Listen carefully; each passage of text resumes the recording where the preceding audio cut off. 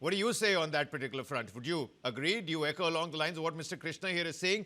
The United States' attacks on Iran has reduced the ceasefire to utter nullification. That's the word coming from Iran. Pete Hegseth, we already know what he means to say, and the kind of deal that Mr. Besant and Marco Rubio have put on the table.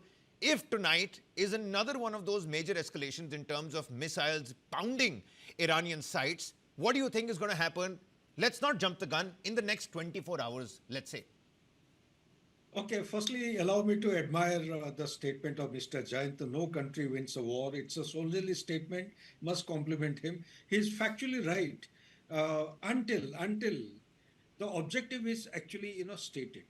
In the instant case, neither USA nor the Israel, they have actually a stated political or the military objective, although it has been, in retrospect, they have come out with some kind of a clarity. But this, in exception, we are talking about capture of Kharg Island.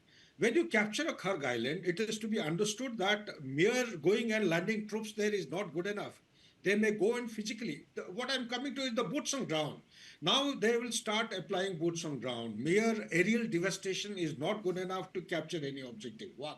Number two, what is important is after the capture. After the capture will be the counter attack by the defender. That is, Iran is going to come back and play merry hell. They will rain down everything, missiles and anti-shipping means and methods. Most important thing is they have got the anti-personnel and the anti-tank mines or the anti-ship mines. These mines are very dangerous. Take your mind back to 1988, sometime in April. The whole conflict, USA was compelled to attack Iran in 1988 because one of the ships nearly went down, it sunk down by virtue of one mine having actually hit some portion of the ship. So if that thing takes place, it is not the airborne troops who are going to land there.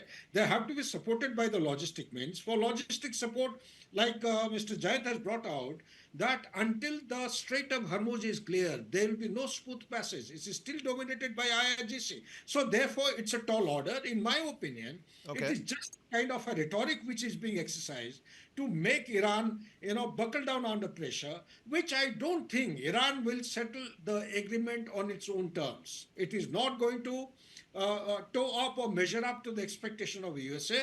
If at all they want some kind of a peace or lasting peace or some resolution, the USA will be expected to scale down its demands. Only then there will be some kind of a lasting peace. Otherwise, I do not visualize. Now, last point that you asked me, how do you expect the 24 hours to pan out?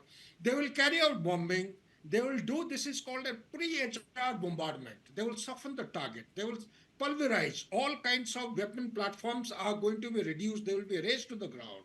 But Iran has to be studied in detail by the military specialists because despite the bombardment and the destruction they have been subjected to for past 90 odd days, still they're holding out. What is the miraculous, what kind of infrastructure they have built 600 meters under the ground? How are they connected? How is the supply chain? How are the people defending? So this is a subject which needs to be studied as a case study subsequently. But at the moment, I do not visualize this attack of Kharg to go through, going by the basic tenets of military teaching successfully in favor of USA.